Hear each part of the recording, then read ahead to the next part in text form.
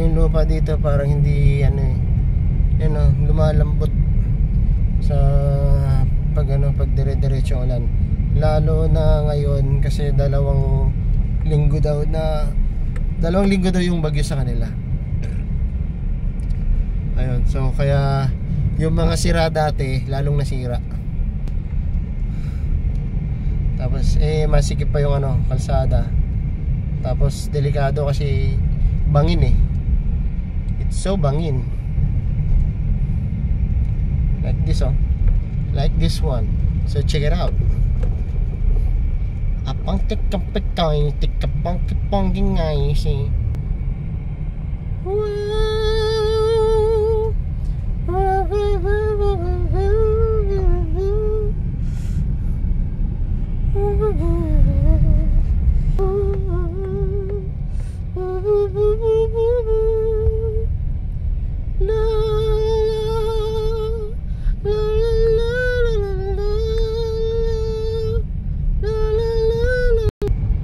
Okay lang sana kung ganyan yung sasakyan mo, 'di ba? Bug, ug, ug, up. Daig mo pa dumadaan sa saan? Sa moon, diba? Sino na ba nakapunta ng moon? Diba? Ayun oh wow.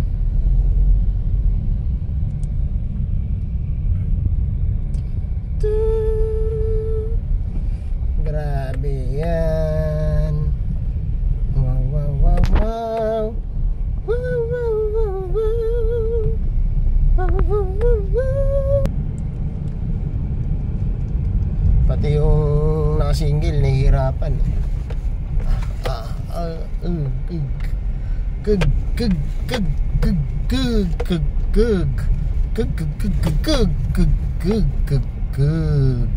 alright.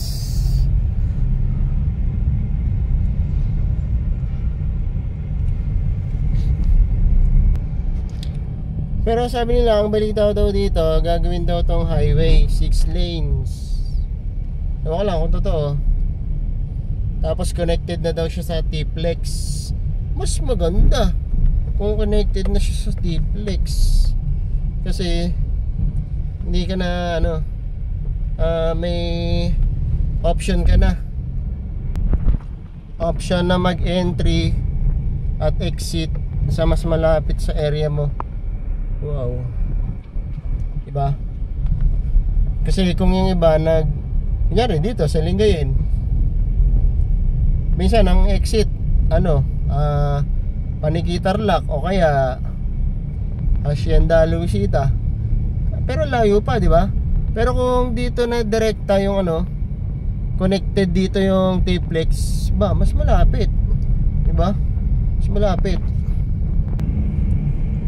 You are leaving Drag-Free Barangay Rosario. Whoop, yeah. Tapos may kasalubong ka, umiwas ka sa lubak, nagkabanggaan kayo ng kasalubong mo. Oh no.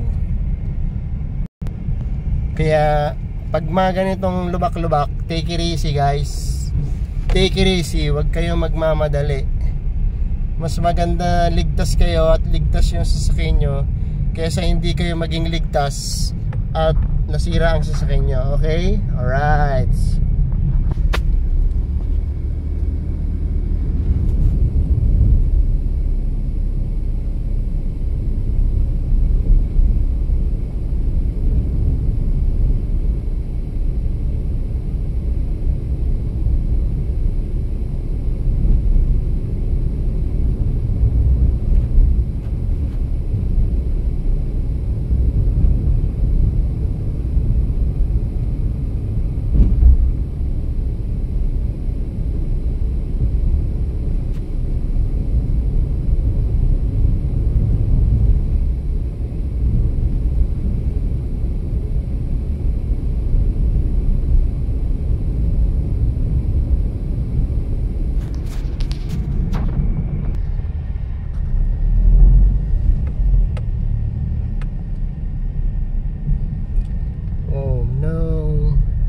tapos bangin, no? Iwasan mo yung ano, yung iniwasan mo yung lubak pero napunta ka sa bangin. Parang iniwasan mo yung maling tao pero napunta ka pa rin sa mas maling tao.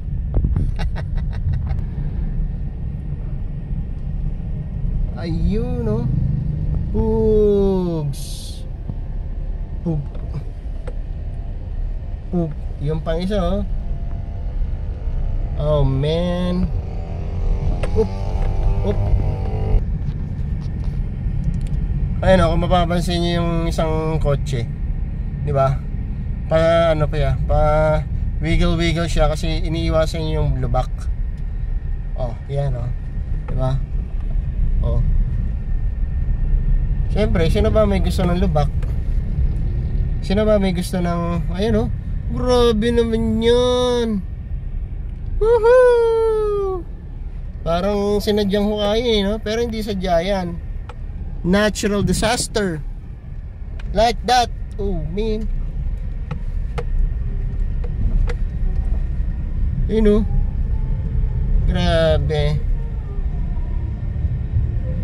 Pero isa lang masasabi ko sa inyo, no? Tayong mga Pinoy talaga, kung sa pagiging matiisin lang, tayo yung ano, number one sa pagiging matiisin. Kasi sabihin nyo, natitiis nila na ano, na dumaan sa ganitong kalubak na kalsada.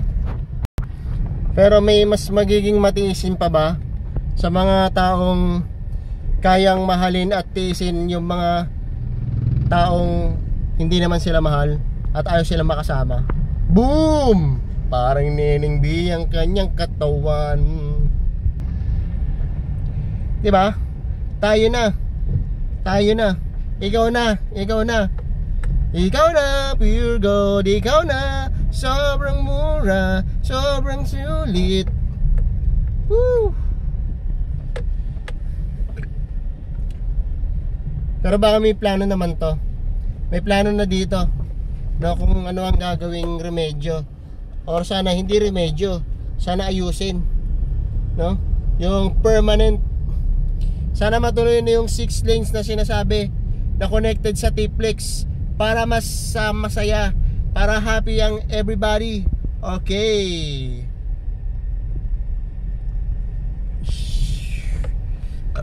Oh man.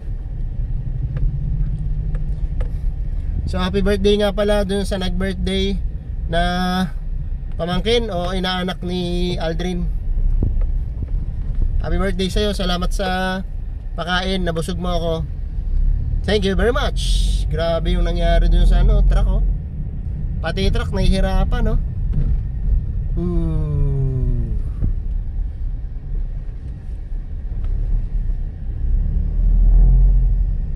Grabe naman yan.